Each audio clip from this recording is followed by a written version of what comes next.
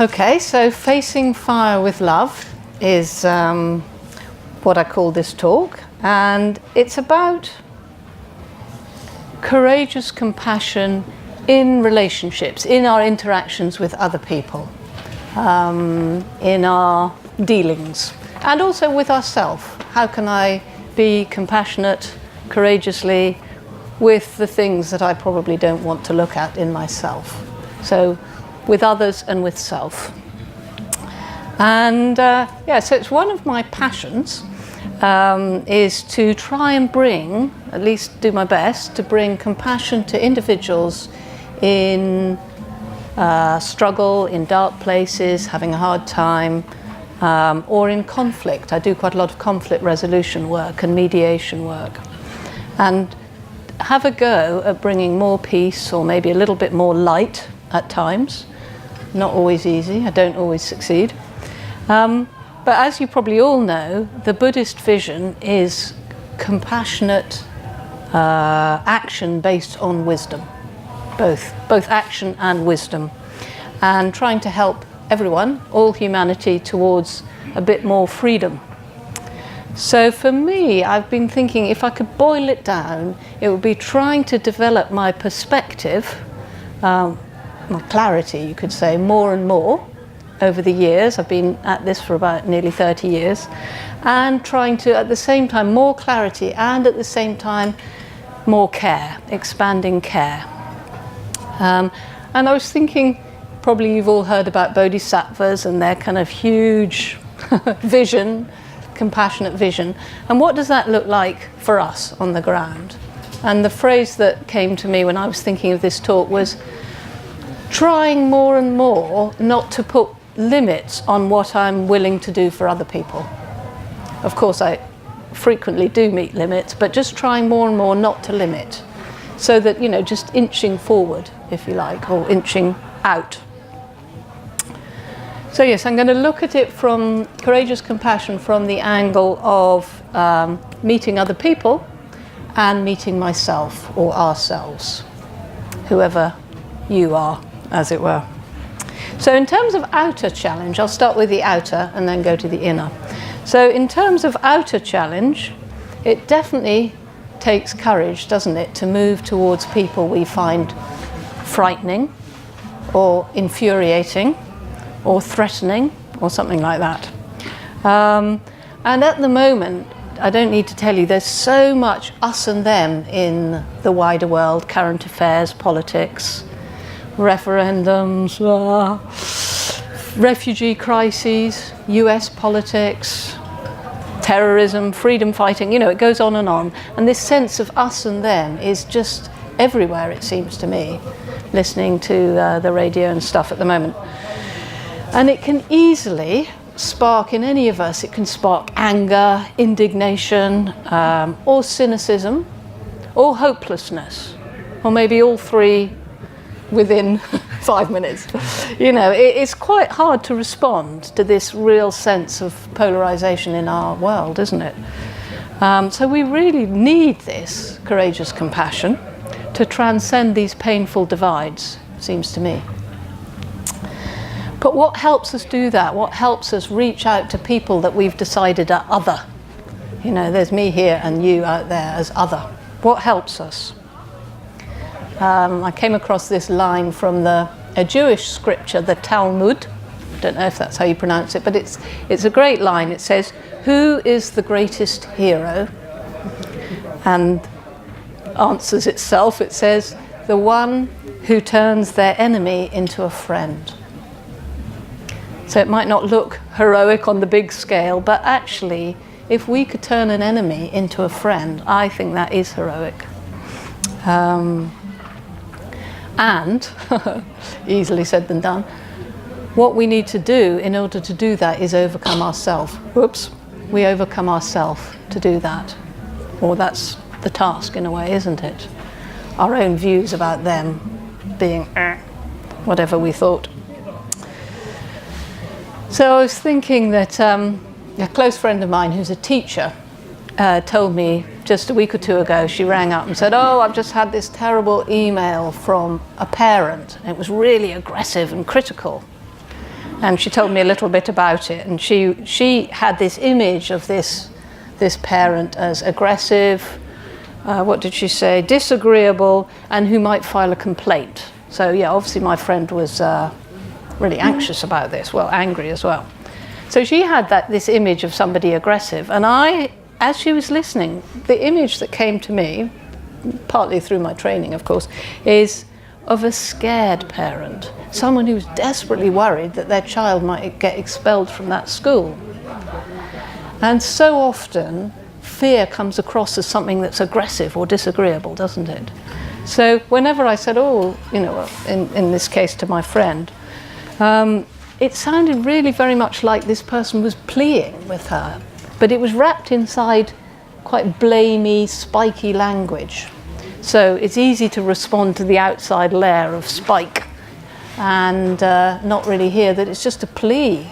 This person who's really worried that their kid's going to get expelled. The practice that Devan mentioned that I've been trained in, lots of you will know about it, non-violent communication, has helped me so much with this, because it says basically what people are pretty much always saying is please.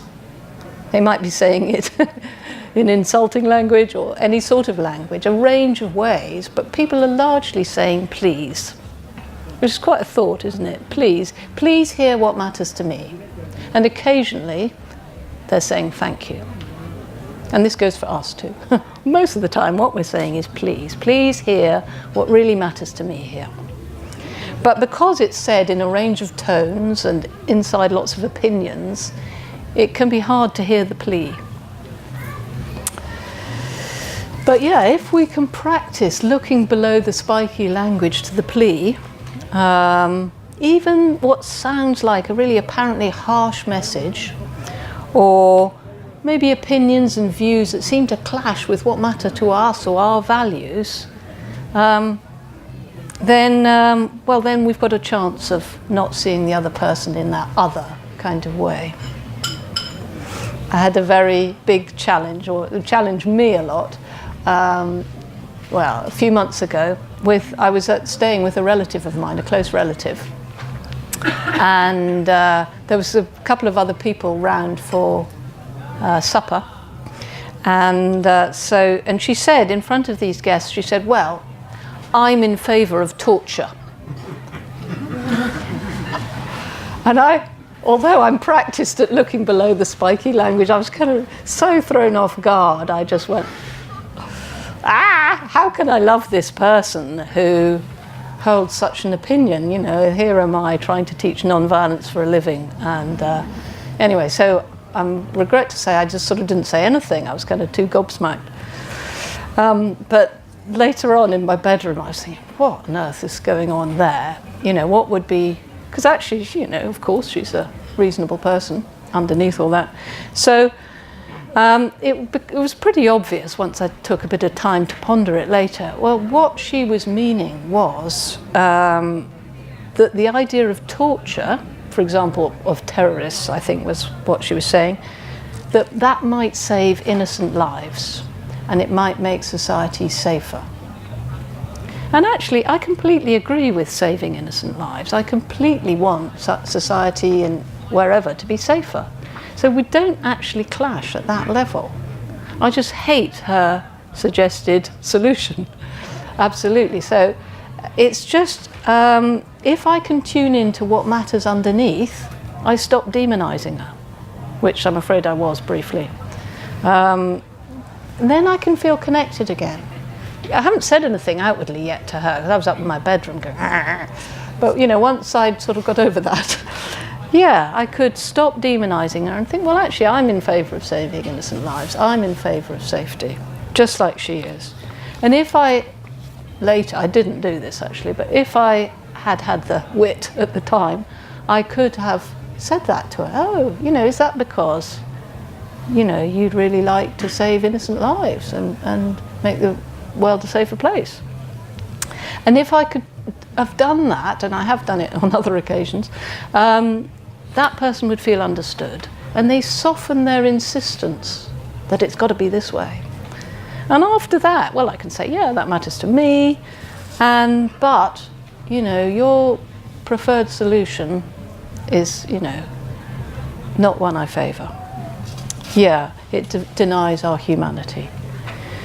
So the process of trying to understand people with vastly differing opinions or strategies is to try and get underneath. Perhaps this is really, you know, obvious to some of you, but, you know, it's very hard in the moment if people take you aback like that. Oh, how do you really try and move towards something that seems so alien in that moment?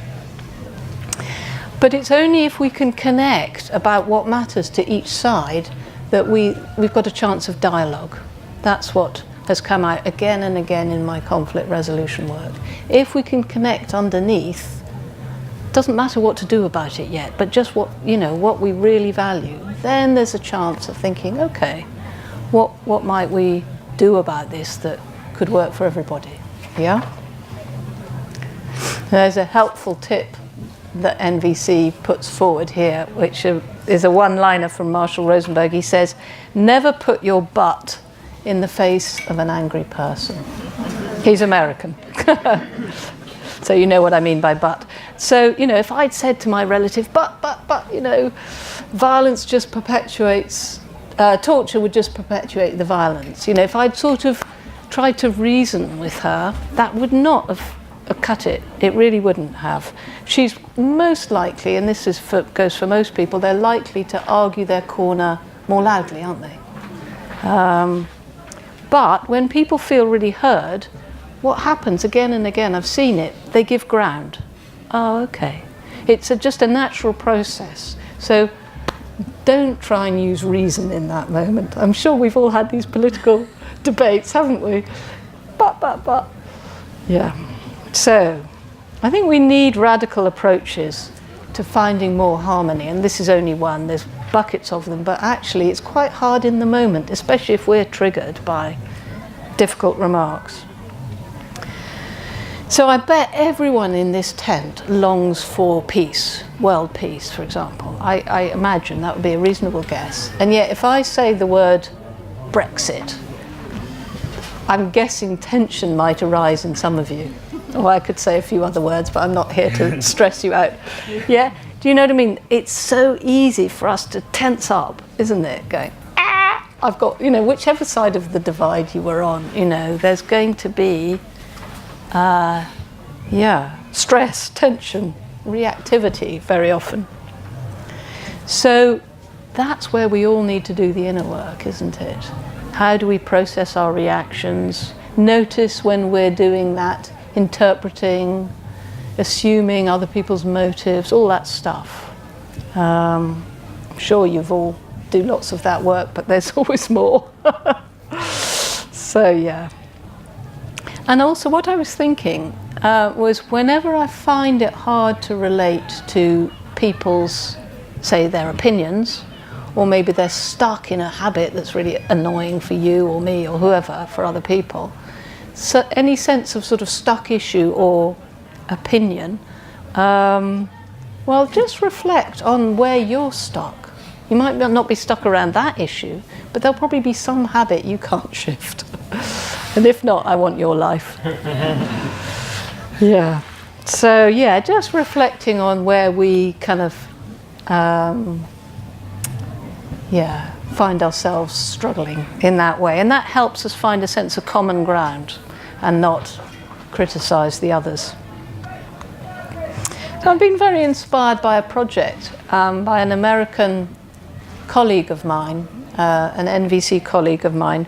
He set up a really inspiring project working with guys in their teens and early 20s who are in gangs, violent street gangs. And one of the things he said that I thought was very interesting, he said that there's basically 3 types of lads that join these gangs, as far as he can tell over the years. And he says they're either lads that have no hope, that have been traumatized, or that are mentally ill, or sometimes all 3. And when you think about it, you know, well, there's absolutely no point. I mean, the police and the prison systems and all that have got their ideas about punishment and so on. But he just said, these guys need help. I know this won't surprise you, but he said that he's got a team of adults that are trying to, what he said, reduce moral distance. Like, just be alongside these guys. They've set up projects where they're working alongside them, and also shelter. Befriending them, he said, was the main thing that they do, his team. And he said, you don't demonize people that you know, which I think is true from what I've learned from conflict resolution. And so if we could just get to know these folk, whoever it is, whatever your version is. But it was just very moving. And he said, standing alongside these young people, he said, in their brokenness, it was really humbling to him and his teammates. And he said it also really reveals his own brokenness. Although it's less obvious, his brokenness, we've all got a bit of it somewhere. And I was just very moved by this work. What he said, we see love as the answer, community as the context for supporting these lads from the gangs, and tenderness as the method. And he said the one thing you never get in a gang is tenderness. It's really seen as weakness, of course. So he said, I just focus on being tender, or trying to be tender. And then he said, as a result, nowadays there's no us and them, it's just us, only us, in quotes. And yeah, I just found that really, really moving. And in a way, you could say friendship. Tenderness is one thing, but friendship is what's really kind of the catalyst in this work. Yeah, so how can we do that? How can we stop polarizing? How can we move towards people that we find frightening, difficult, hold opinions that we just want to go, ooh? So I thought I'd try a quick exercise on all of you now, just take 2 minutes. Bring to mind somebody, you don't have to say this out loud, so you can privacy of your own mind. Bring to mind someone that you currently see as other, or maybe you think of them as a bit of an enemy, or a bit opposed to you, or you're opposed to them at the moment, yeah? That's fine, come in. So bring to mind somebody you think of in that light, feel a bit resistant or reactive to, yeah? So I'll give you a second just to think who that might be. Again, you don't have to tell anyone. And as you call this person to mind, notice what body sensations and feelings, sensations and feelings, emotions are arising. Maybe there's some tension, maybe there's a, clenched jaw, I don't know, whatever it is. Maybe you feel agitated.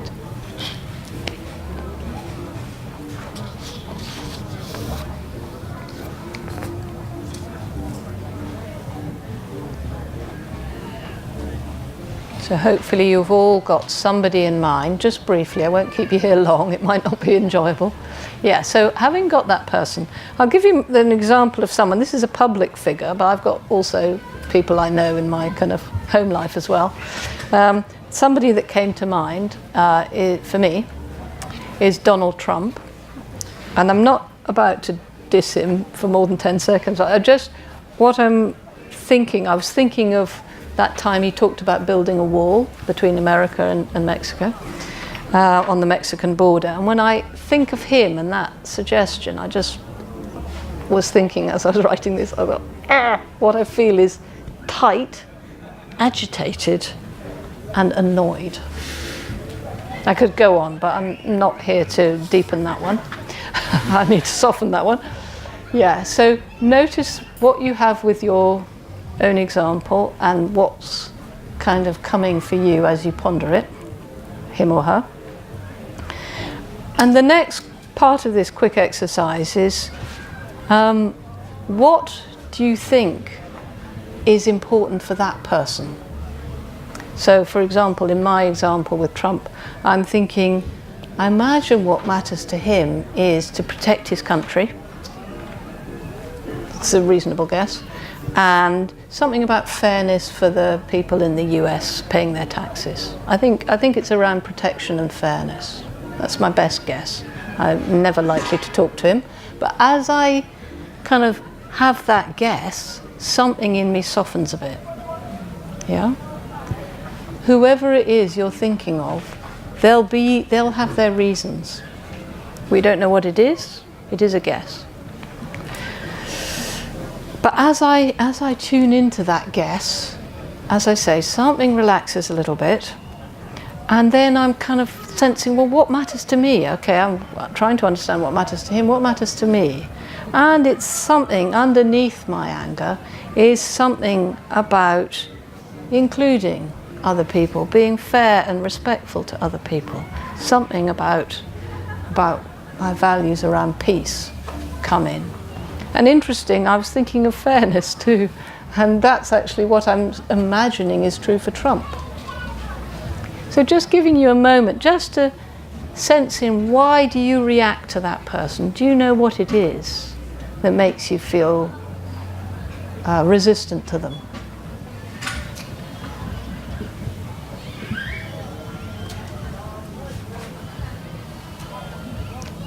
If it takes longer to tune into than there is time, well, that could be work for later as you're lying in bed tonight.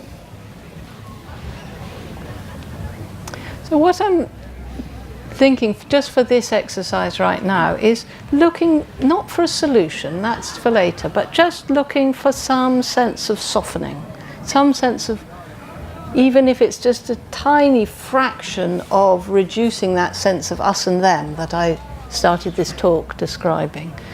Can we relax a sense of polarized view? Yeah?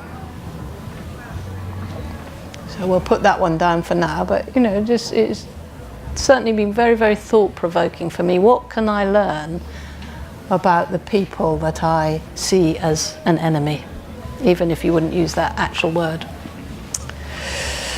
So another dimension of courageous compassion in terms of other people is receiving their hot or frightening emotions. In my work as a counsellor and mediator, I've faced some quite hairy or scary situations. Often not, often delightful, but there have been some moments. And maybe there's been clients in the grip of rage or traumatized or acting out. A couple of times threatening violence to other people. That was a bit daunting. Maybe some shocking revelations, panic attacks, describing horrendous experiences they've had. One time when I was mediating, I of course set out a sort of agreed guidelines of non-violence and respect for each party and so on, and they both were fine with that at the start, but then things changed, tempers rose, and this one woman just got completely outraged, and she pounced a bit like a tiger on her ex-partner, who fled. So I really felt a bit out of my depth there. I wasn't able to protect him. I mean, he did escape, but that was pretty hairy. I was there to hold the safety. There's only so much you can do, I suppose. But yeah, I think venturing into the dark with other people is unpredictable, isn't it? So in a way, this is standard territory, and it's not necessarily what most people work in. But for me, in terms of my practice, it helps to be really super aware of what Buddhism calls the near enemies of compassion. Now, you may have heard that phrase, but one of them is horrified anxiety. Where I get, or you, whoever, gets agitated and sort of slightly horrified. But you might be in some way sort of drawn towards, but in that kind of, can't be much help in that situation. And there may be recoil with it, like pulling back in some way. The opposite of empathy, in other words. Another version, of a near enemy of compassion would be staying a bit detached. Might not look like that from the outside, but staying a bit detached to protect myself from feeling too much. And another one that, again, you may recognize, and it's one I need to really keep in mind, is something that's a bit more sentimental, a bit more poor you. So just these are all things that look nearby to compassion, but actually that might be a bit more like pity. And again, we're not very helpful if we find we get into that state of mind. You know, somebody tells you some awful tale. Another pitfall might be the urge to rescue. Very, very common. You know, somebody's telling you something awful and you kind of just want to help. And yeah, very, very understandable, but generally speaking, not very helpful. And the last thing I thought of that I certainly need to be aware of is not being invested in a certain outcome. You know, maybe I'm mediating between a couple and I'd like them to get back together again. Or maybe I'm trying to help someone in their healing or something. Just how not to be invested in, you know, a particular outcome is challenging. And it may be challenging with your friends as well. You might secretly think, well, that would be good for them. Because you want to help. Because you want them to be happier. So I was going to give you an example of a time. This had me right on my edge, but this worked rather better than the tigress example. I was doing some guided focusing with somebody, and generally I really, really love my work. It's a privilege that people will disclose and trust me. And yeah, so I kind of very, very pleased to be doing it. But it isn't always easy. And this point, there was a very large man.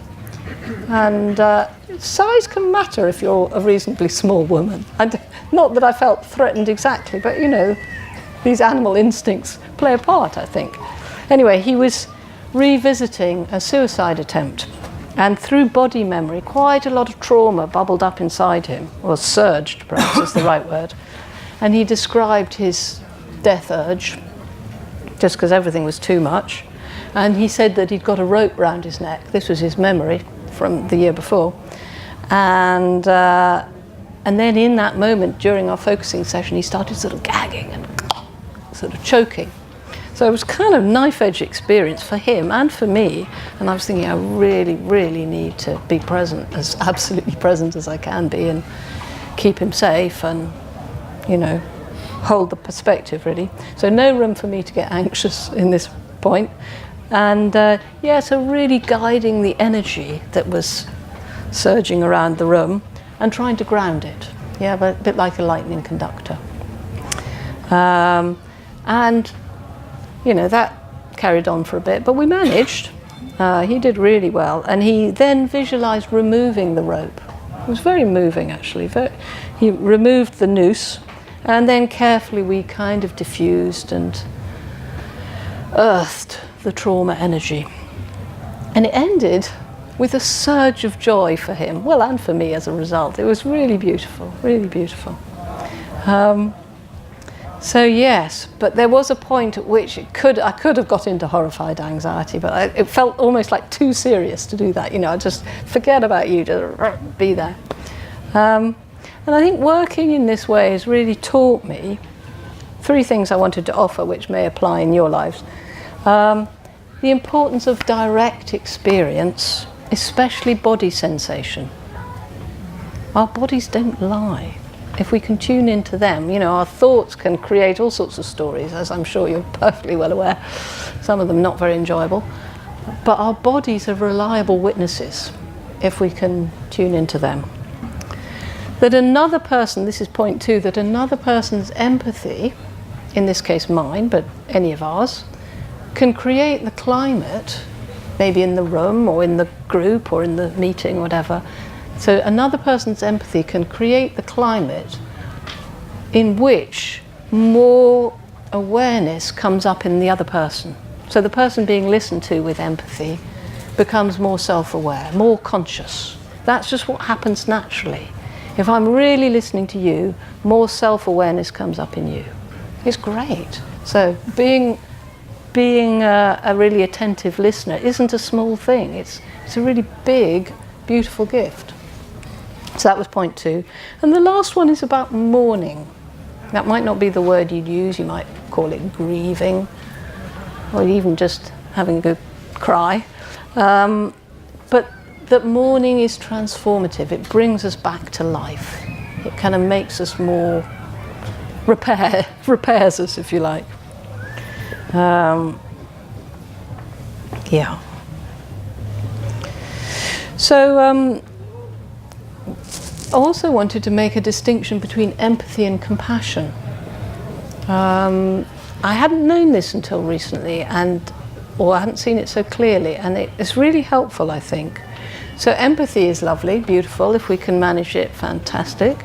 That sense of solidarity with another human being, that sense of care. Compassion takes it a couple of steps further. And one of those is seeing that everyone is fluid. We're all not fixed beings.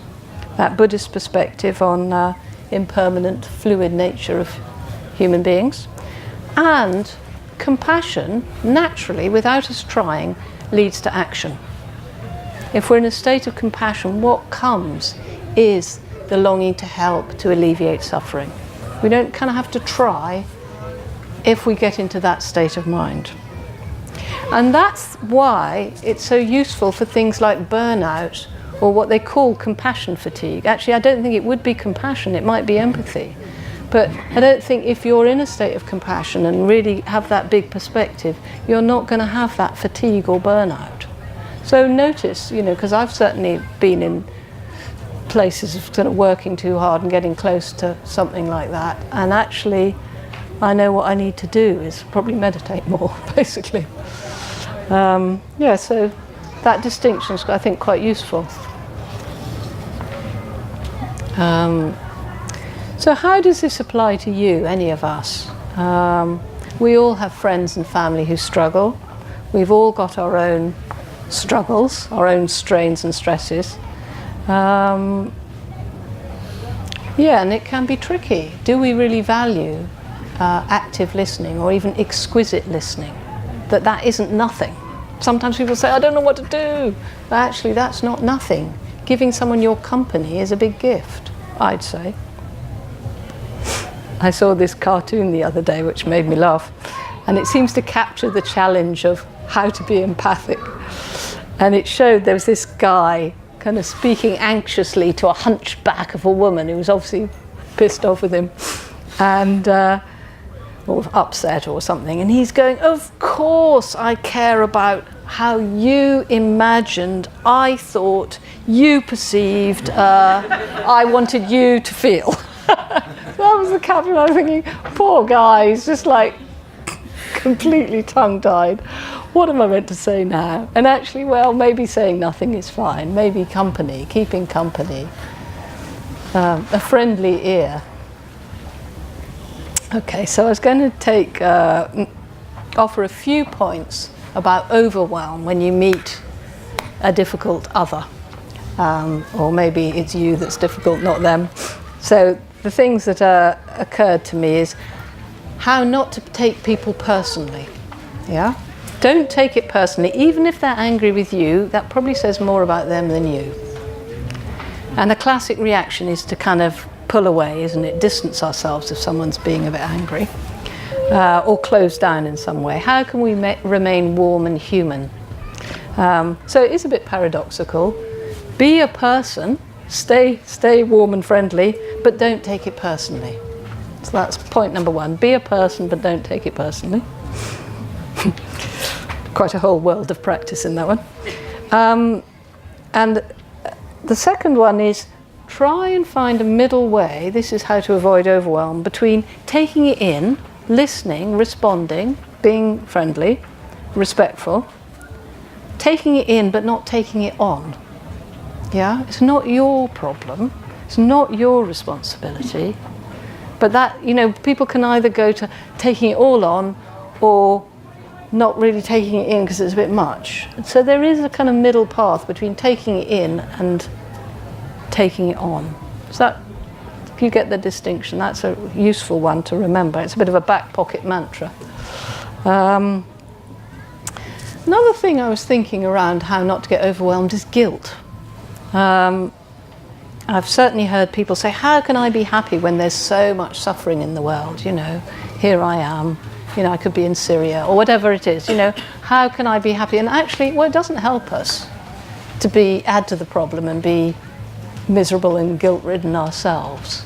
So I kind of just notice if you get into that sense of guilt. We need to sustain ourselves if we're going to be any help to the world, don't we? So 2 more points about how to avoid overwhelm. So we might long to relieve suffering wherever we find it, and it might feel, this is just a thought, it might feel like our heart's going to break. Oh God, it's too much. But actually our heart can't really break. I know there's a, you know, it's in our language, isn't it, heartbreak, but it can only break open. And then the intensity passes. Yeah? I'm sure you've noticed. You can feel like that, and then the tide goes out. Yeah? The intensity fades.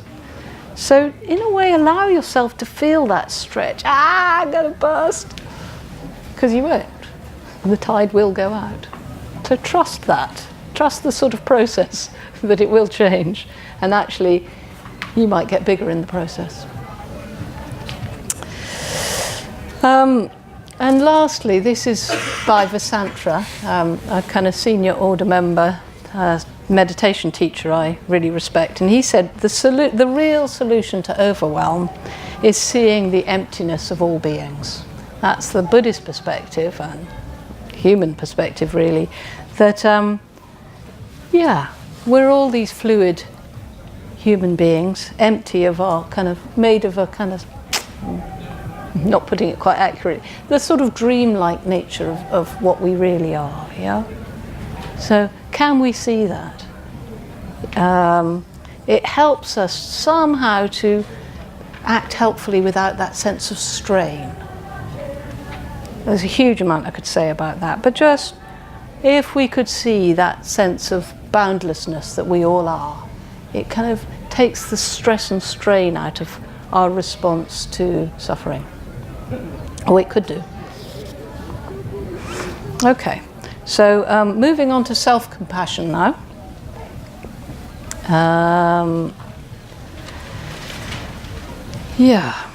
So I was thinking, well, that whatever we struggle with is really the compost for our own growth and healing, isn't it? Can we do what Rumi suggests in that famous line, you've all heard it, when dark thoughts appear, can we meet them at the door laughing? Well, frankly, laughing isn't probably what we most often do with our own stuff, but can we meet it anyway? Or can we turn towards it? That's the challenge. I found a line from Thomas Hardy not long ago, who wrote, "If a way to the better there be, it exacts a full look at the worst." A full look at the worst. So that goes for us. Can we have a full look at all our least enjoyable, most unwelcome habits? Just have a look. Because Buddhism would say that's where our vulnerability lies. And in our vulnerability is what Pema Chodron calls our soft spot, the seat of compassion, if you like, the beginnings of compassion, that sense of softness. And it's almost like can we surrender? Okay, I'm feeling vulnerable. But in that moment, our defenses have crumbled a bit, haven't they? We're not in that self-other or polarizing against myself, I'm criticizing myself and so on. In facing that sort of pain or challenge in ourselves, we get stronger and we get more able to connect with other people in their struggle. I'm sure I'm telling you things you've already noticed, but something about in the moment when you're struggling, that's when we tend to forget it. A few nods over there. Another point about this that I've found really helpful on a compassion retreat recently, was the teacher was describing the very common tendency to want to get over something. Yeah? Again, a few nods. So, you know, get over my depression, or get over my bad temper, or get over my confusion, or whatever it is, yeah? Add your own struggle. Yes, but how do we actually really turn towards something rather than just want to get over it? Of course we want to get over it. Why would we not want to get over it? But if we try and sort of leapfrog over it, it's likely to yell louder. Yeah? Again, a couple of nods over there. So this sounds familiar. So if we can just be a bit more warm and accepting towards our particular struggles, something new might come into being. Yeah? There's a line of poetry I love by Roger Housden who says, "The heart, like the grape, is prone to delivering its harvest in the moment that it appears to be crushed." Yeah? So in that moment when you're going to go, oh, harvest, harvest is nearby. So, yeah, I'll tell you a little bit about one of my struggles here. So 4 years ago, I did some work to address, I had insomnia for a number of years caused by an accident. And I was exploring a trauma release process, which uses body awareness to connect with whatever we found overwhelming in the past. And it only works if we can drop all our thinking, our stories, and our assumptions about what that thing is, which of course is quite hard to do because we've got these theories, haven't we, about why I am how I am, or why you are how you are. So it's a big if we can drop the story about it. But if we manage to, we can experience or re-experience a microdose of that difficulty, and then it can pass through and self-liberate. So that's the process. And I didn't realise how daunting or painful this would be. I just sort of went along thinking, I'll try it, desperate enough. And also, I didn't realise how painful and how amazing it would be. It was, I didn't realise how many shocks would bubble up from my body memory. Loads of integration and loads of letting go. So it was a bit like a spring clean for my whole being. But it involved quite a lot of months, probably nearly a year, what I sort of call in the dark forest without a guide, taking that metaphorically. Yeah, so yeah, those kind of scary releases, insights, mythical dreams, God knows what was happening, and I was really trying to not do story and make meaning out of it, but it's quite hard, especially when you don't know what you're doing. But it was, well, it led to me listening to my body and my intuition much, much more subtly than I used to. But anyway, I was in that very process 4 years ago at this particular festival, and I'd agreed to give a talk then on embracing love, which I did give. But anyway, it was a couple of hours before giving that talk, I was on one of those compost loos out there, thinking about, oh God, how am I going to give this talk when I'm feeling really miserable and full of doubt, and I'm meant to be talking about love. I've got to find some love within rather than tears or whatever I was feeling. And so there I was on the loo, having a pee, and I was looking at the loos here, and a lot of them have got adverts and little postcards and stuff. But there was also a line of poetry, and I'll read it to you, because reading this verse, it was a verse of Rumi, had a strong impact on me as I was sitting there contemplating the talk. And it said, "The way of love is not a subtle argument. The doorway there is desolation. Birds make great sky circles of their freedom. And how do they do this? They fall, and falling, they're given wings." And as I read this, because there I was about to give a talk on love, and it said, the way of love, yeah, give me, what do I do? The doorway there is desolation. And I was feeling pretty desolate at that point. And as I read that line, desolation, I started quaking. And sitting above the sawdust, long drop, something just freed up in that moment. And I thought, I need to fall like a bird in Rumi's verse. See what might support me if I let go. And something changed. Can't say what. But 2 hours later, I was sitting in the tent like this, and I'd found my flow. I had some sense of metta within. And I think the courage to go on and be vulnerable anyway. I think that was part of it, to tune into this theme of today, courageous compassion. So yes, you never know where help comes from. So, So what I was thinking was, I'm going to make one more point and then do a little demonstration. So one of the things I found really, really helpful is paradox, working with paradox. Because so often we feel torn and conflicted about our struggles, don't we? And but can we hold both sides of our dilemma in our mind without doing anything? It's so hard, isn't it? We kind of identify with one side or the other, or push one out or whatever. But transferring our energy from opposition to paradox is incredibly helpful. It brings loads of energy. Kind of leap of evolution, you could say. But at the same time, I know this when I was had this insomnia, which luckily is now healed, but I kind of sat with this, how do I genuinely accept that which I want to heal?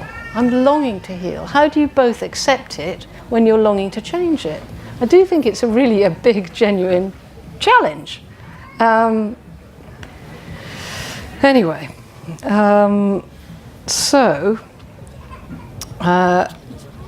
But sitting with paradox, I think, has been one of the single most useful things, not leaping prematurely to one side or the other.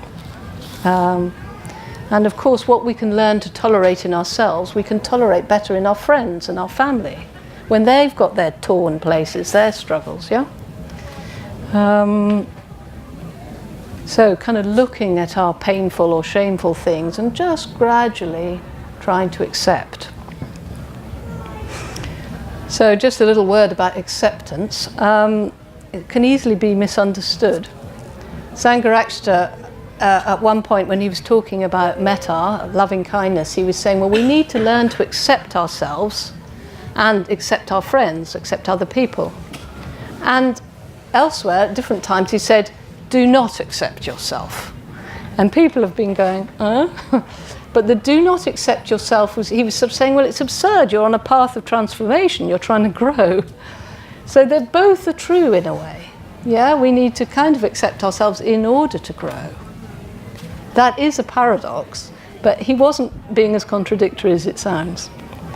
So I wanted to say, so you know that New Age axiom of I'm okay, you're okay. Well, that's the kind of accepting version.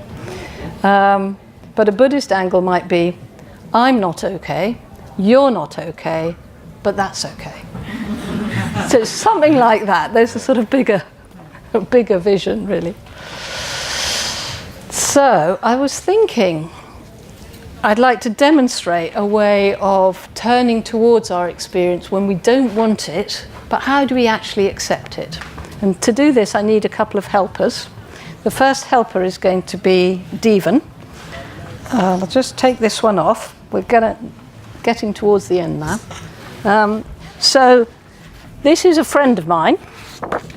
Well, Devan's a friend of mine, but I'm describing a friend of mine here. So my friend, her particular struggle is she's very overweight, and what she finds within is something that I'm sort of what she called something that's a bit like a hedgehog. And the hedgehog is actually, the hedgehog's feelings are upset about being overweight and scared for the implications for her health, yeah?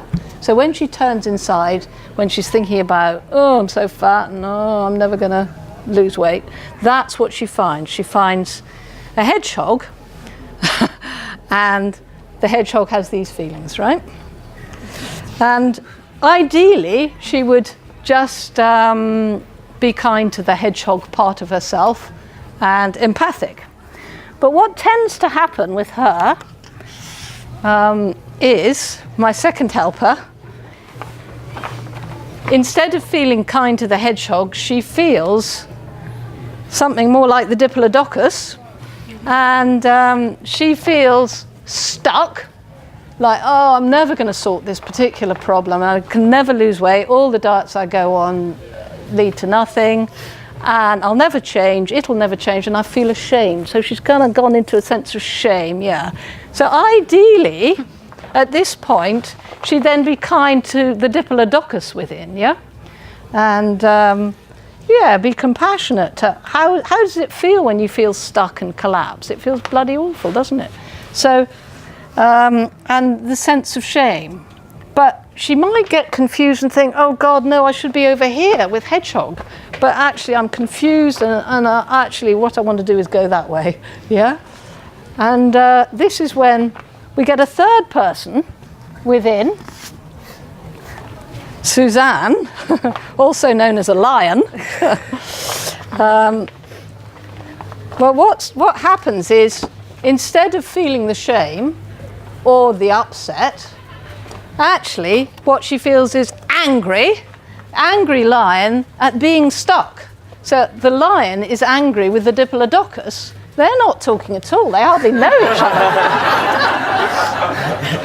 And yeah, so the lion is furious at being bloody stuck, and being stuck forever, excuse my language, but that's how it is inside, okay?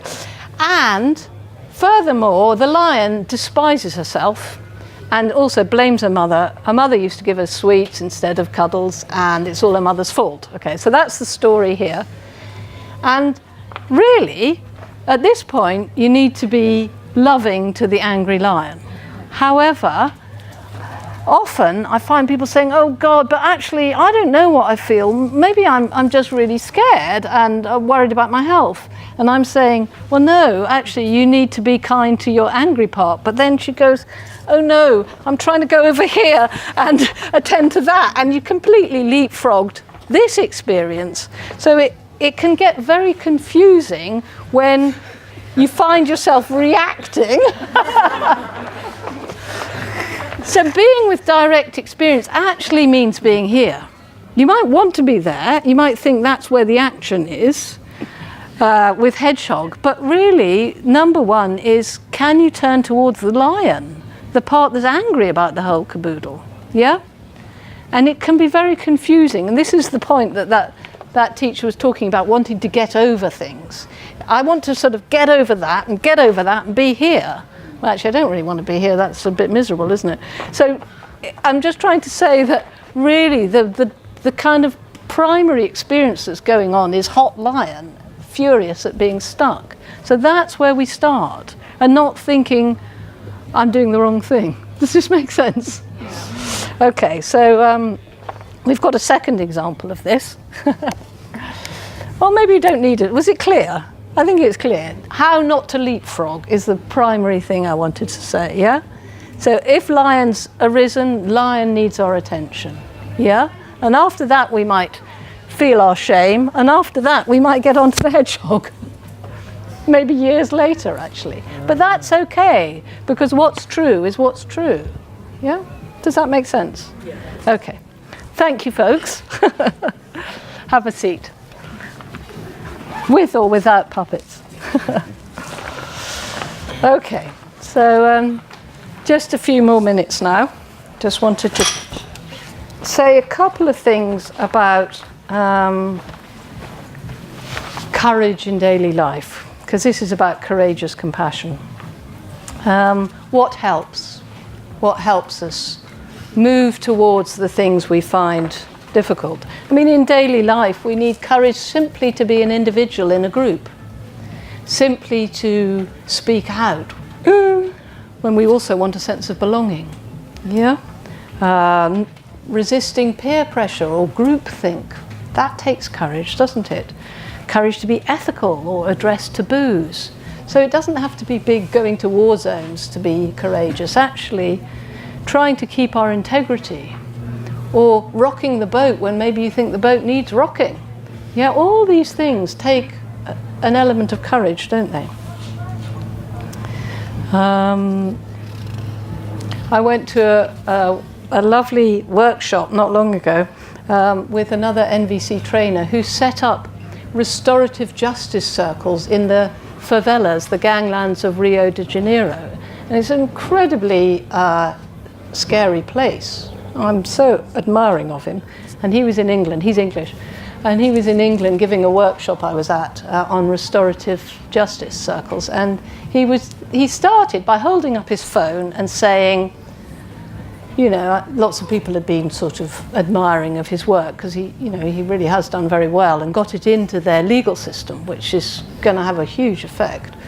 But he was saying, holding up his phone, he said, I don't do this alone. There's a couple of people that I can call night and day. I've got empathy buddies, I've got support, I've got a big team. And I think this is really crucial for us, is can we call on our friends? Can we call on the Sangha community to support us in these difficult times? Our sense of interconnectedness. I certainly know that's crucial for me. When I was young, I used to think that being brave was about toughening up. But I think through spiritual practice, I see it's the opposite, actually. We need to soften up. Spiritual life calls for resilience. So we can be robust around things like our preferences or comfort, that kind of thing. But as they say in New Zealand, toughen up, buttercup. We need to sort of, at the same time, be resilient and at the same time soften our boundaries a bit, tenderize our heart, kind of hang loose to some of our rigid views. So it's kind of working at both ends of the spectrum, isn't it? Being resilient and sensitive. Sensitizing our conscience, our hearts. Yeah, so early Buddhists, I know, in terms of developing fearlessness, used to go and meditate in cremation grounds. And I was trying to think, the modern equivalent of that might be going on a solitary retreat. Probably some of you have done that or heard of that. Training ourselves in whatever ways to face our fears, recognizing that our fears are just products of our deluded minds. Fueled, I think, by having things to guard. So that might be our possessions, that might be our sense of status, our egos, our bodies, our reputation, whatever it is. And we might notice it, say here at the festival, you know, you don't have a key to your tent, you know. We can hang looser to possessions very often. We don't maybe feel so much in need of protecting stuff or ourselves, which actually is so liberating, isn't it? I know that, you know, there's much more sense of freedom in this place. And traditionally, one of the gifts that Buddhists are urged to give is fearlessness, which is an interesting thought. Because, of course, you can't actually give fearlessness, can you? All you can do is try and spark it off in other people, perhaps by example, hopefully by example. But yeah, we live in such dangerous times. There's so many global dangers and climate threats and so on, as you know very well as all the things we fear closer to home. Disease, dementia, I don't know, destitution, being mugged. So it's so easy to live in a kind of very low-level state of anxiety, which really saps our energy. Seeing a few nods, anxiety. But also, we revel in fear. Many of us. Violent movies are big business, aren't they? We crave that sort of adrenaline because daily life can often feel quite kind of dull, or we might be numb in relation to it. So how can we find some ethical ways to get kicks? That's what I was pondering. Sure you've got your own versions. Happy to hear some later.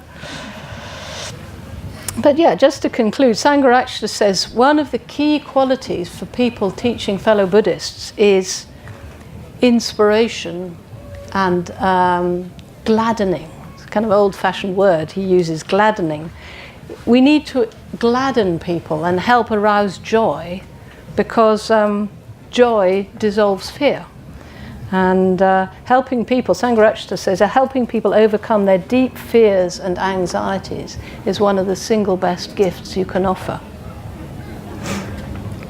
So as our courage grows, we just naturally become more fearless. And there's this distinction between courage and fearlessness. Courage is an expansion of heart.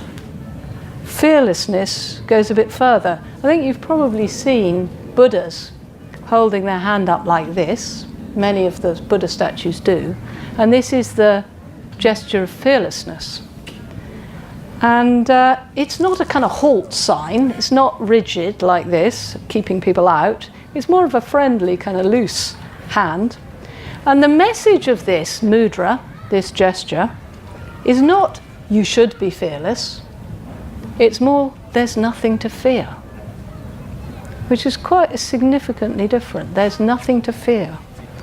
So this brings the insight that there's no fragile self to defend or whatever. There's nothing to lose, really. And if we can be in that place, or move a little further towards that place, life becomes so much simpler. Yeah? So yeah, just to end now, compassion, which actually starts as something very straightforward, something very natural, not forced, nothing pretended, but it lets us feel this sense of interconnectedness, yeah? It takes us beyond ourselves and just really in close relationships with other people, with the world, that's so invigorating. It's a kind of revolution of heart that I would say, for me, makes life worth living. Okay, thank you.